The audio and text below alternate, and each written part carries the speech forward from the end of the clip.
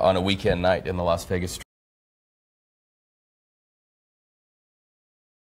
On who was involved in this. Once they're able to find out where they were at, I believe there was some indication that one suspect has already been located in a hotel room.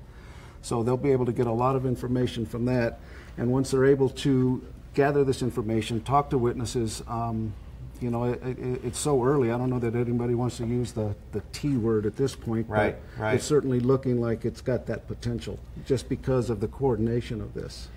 When you listen to the shooting happening, does it sound like a situation where they ran out of ammo so they reloaded, or do you think this could have been something where they stopped for a minute and maybe the other person chimed in, because we're being told that there was more than one shooter? Yeah, it could be either one of those. It could be, you know, the shooters may have been in two locations.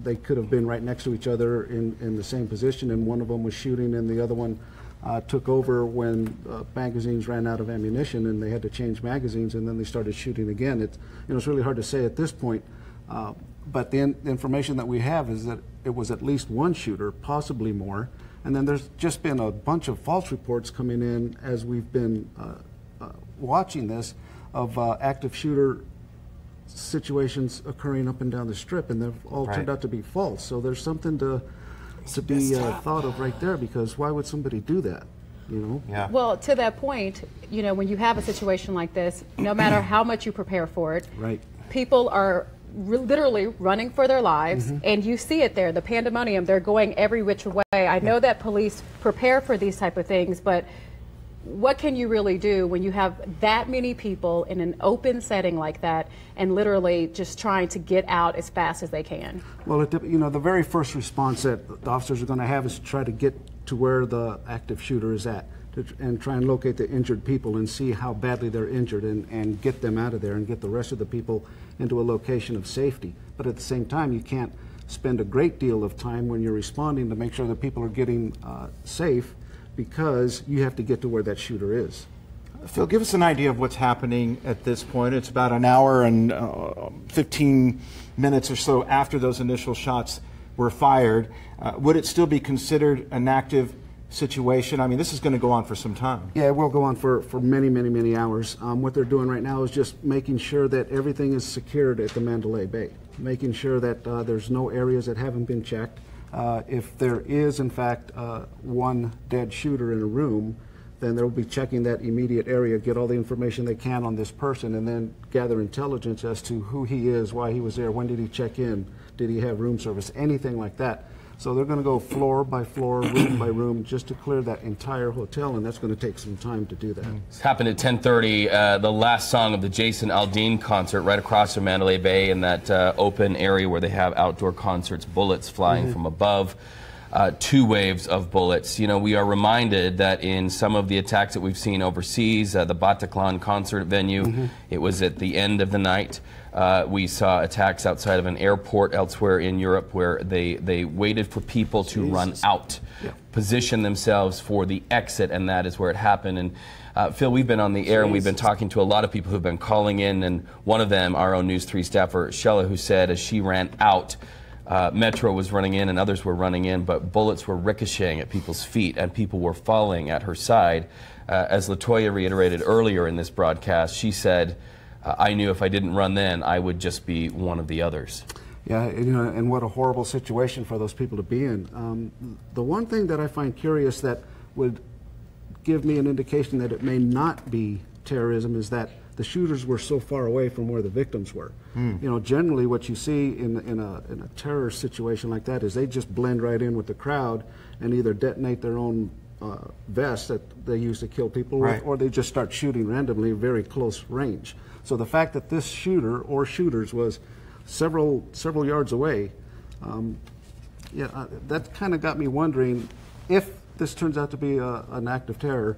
It may not be as organized as we've seen in Very Europe. good observation there. And speaking of people on the ground, we have Ashley Milani, who is from Australia 7 News, a reporter who was there at the concert.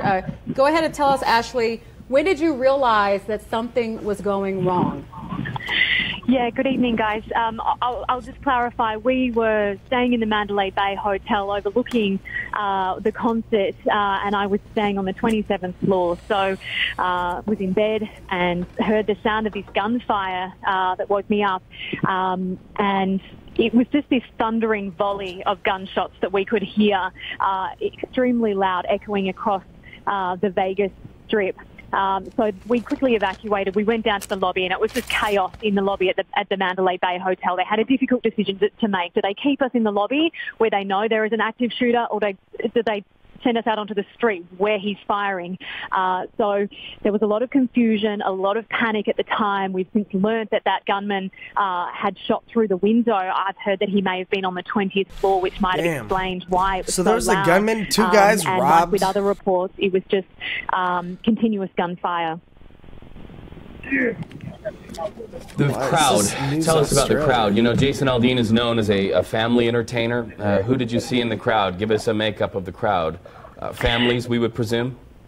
Yeah, so from the hotel room on the 27th floor, I could see thousands of people. Like you say, there would be families. This concert started in the afternoon, so there were people that were gathered here from this afternoon listening to music. It's gone into the evening, and it would be around the same time that this gunfire has started that the music went silent. But like you say, there would have been families there, people, lots of visitors, lots of tourists amongst the crowd. Once we came out on the street, a man came running towards us with what looked to be blood on his shirt, saying that he needed help. There were bodies in there.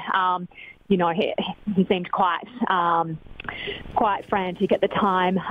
You know, we don't know yet exactly what the death toll is or the number injured, but going by the number of gunshots that we heard into a crowd like that, they would have been completely helpless.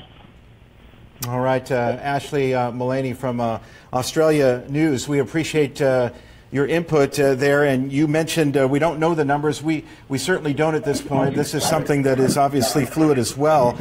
The report that we received from the hospital recently is that there are 2 dead confirmed, 24 injured, and at least 12 critical, but that was a report we received about 10 minutes ago.